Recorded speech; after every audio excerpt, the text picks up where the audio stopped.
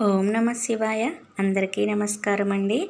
ఈరోజు కార్తీక పురాణము 21వ అధ్యాయము పురంజయుడు కార్తీక ప్రభావము నిరుంగుట గురించి ఈ వీడియోలో చదువుకుందాము. ఈ విధముగా యుద్ధమునకు సిద్ధమై వచ్చిన పురంజయునికి కాంబోజాది భూపాలకులకు భయంకరమైన యుద్ధము జరిగినది. ఆ యుద్ధములో రధికుడు రధికునితోనూ, అశ్వసైనికుడు అశ్వసైనికునితోనూ, గజసైనికుడు గజసైనికునితోనూ, పదాతులు పదాతి సైనికులతోనూ, మల్లులు మల్లయుద్ధ నిపుణులతో ఖడ్గ గదా బాణ పరశువు మొదలగు ఆయుధాలు ధరించి ఒండోరులు ఢీకొనుచు, హూంకరించుచు, సింహనాదములు చేసుకొనుచు, శూరత్వ వీరత్వములను చూపుకొనుచు, భేరీ దుందుబులు వాయించుకొనుచు, శంఖములను పూరించుకొనుచు ఉభయ సైన్యములను విజయకాంక్షులై పోరాడిరి. ఆ రణభూమి నెందు చూచినను విరిగిన రథపు గుట్టలు, తెగిన మొండెములు, తొడలు, తలలు, చేతులు, ఆహాకారములతో దీనావస్థలో వినిపిస్తున్న ఆక్రందనలు, పర్వతాల వలె పడి ఉన్న ఏనుగులు, గుర్రముల కళేబరాలు దృశ్యములే. ఆ మహాయుద్ధమున వీరత్వమును చూపి చచ్చిపోయిన ప్రాణులను తీసుకెళ్లడానికి దేవదూతలు పుష్పక విమానముపై వచ్చిరి. అటువంటి భయంకరమైన యుద్ధము సూర్యాస్తమయము వరకు జరిగినది. కాంబోజాది భూపాలుర సైన్యము చాలా నష్టమైపోయెను. అయినను 3 అక్షౌహిణులున్న పురంజయుని సైన్యమునెల్లా అతి సాహసముతో పట్టుదలతో ఓడించినది. పెద్ద సైన్యమున్నను పురంజయునికి అపజయమే కలిగెను.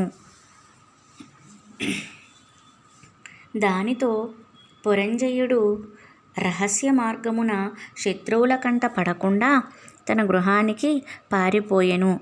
బలోపేతులైన శత్రురాజులు రాజ్యమును ఆక్రమించుకున్నారు. పురంజయుడు విచారముతో సిగ్గుతో దుఃఖించుచుండెను. ఆ సమయంలో వశిష్ఠులు వచ్చి పురంజయుణ్ణి ఓరడించి, రాజా, మున్నొకసారి నీ వద్దకు వచ్చి తిని నీవు ధర్మాన్ని తప్పినావు. నీవు చేస్తున్న దురాచారాలకు అంతులేదు. ఇకనైనను సన్మార్గుడవై ఉండమని హెచ్చరించి తిని. అప్పుడు నా మాటలు వినలేదు. నీవు భగవంతుణ్ణి సేవింపక అధర్మ ప్రవర్తనుడివై ఉన్నందునే ఈ యుద్ధమున ఓడి రాజ్యమును శత్రువులకు అప్పగించితివి. ఇప్పటికైనా నా మాటలు ఆలకింపుము. జయాపజయాలు దైవాధీనములని ఎరింగియు నీవు చింతతో కృంగిపోవుట ఎలా? శత్రురాజులను యుద్ధంలో జయించి నీ రాజ్యమును నీవు తిరిగి పొందవలనన్న తలంపు కలదేని నా హితోపదేశమును ఆలకింపుము. ఇది కార్తీక మాసము. రేపు కృత్తికా నక్షత్రముతో కూడిన పౌర్ణమి గాన స్నాన జపాది నిత్య కర్మలాచరించి దేవాలయమునకు వెళ్ళి దేవుని సన్నిధిని దీపారాధనము చేసి భగవన్నామ స్మరణమును చేయుచు నాట్యము చేయుము. ఇట్లు నొనర్చినచో నీకు పుత్ర సంతతి కలుగుతుంది. అంతయేగాదు, శ్రీమన్నారాయణ్ణి సేవించుట వలన శ్రీహరి మిక్కిలి సంతోషముంది నీ శత్రువులను దురుమాడుటకు నీకు చక్రాయుధమును కూడా ప్రసాదించును. కనుక రేపు అట్లు చేసిన ఎడల పోగొట్టుకున్న రాజ్యమును తిరిగి పొందగలవు.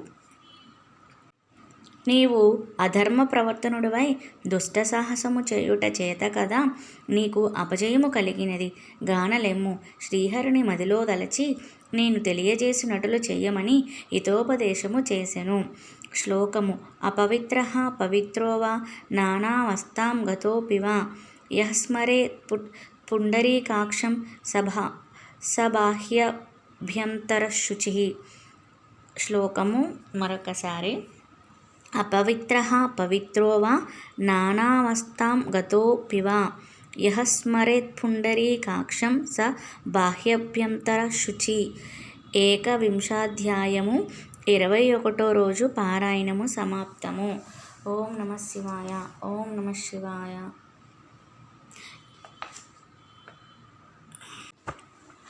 ఓం నమ శివాయ.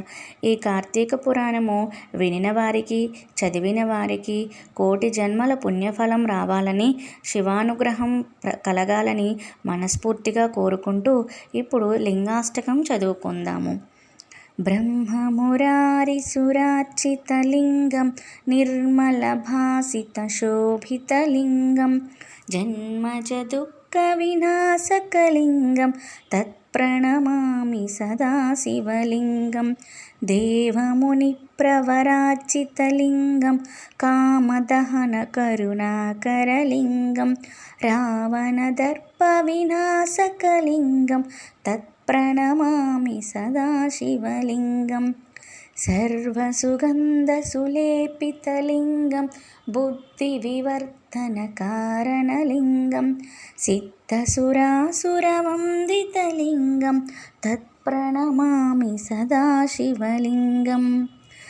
కనకమహామణిభూషితలింగం ఫణిపరివేష్టితశోభితలింగం దక్షసుయజ్ఞవినాశనలింగం తత్ప్రణమామి సదాశివలింగం.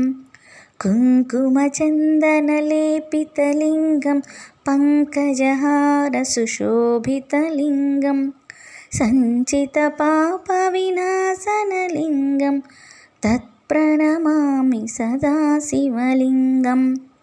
దేవగణార్చితసేవితలింగం భావైర్భక్తిభిరేవ చ లింగం దినకరకోటిప్రభాకరలింగం తత్ప్రణమామి సదాశివలింగం. అష్టదలోపరివేష్టితలింగం సర్వసముద్భవకారణలింగం అష్టదరిద్రవినాశనలింగం తత్ప్రణమామి సదాశివలింగం.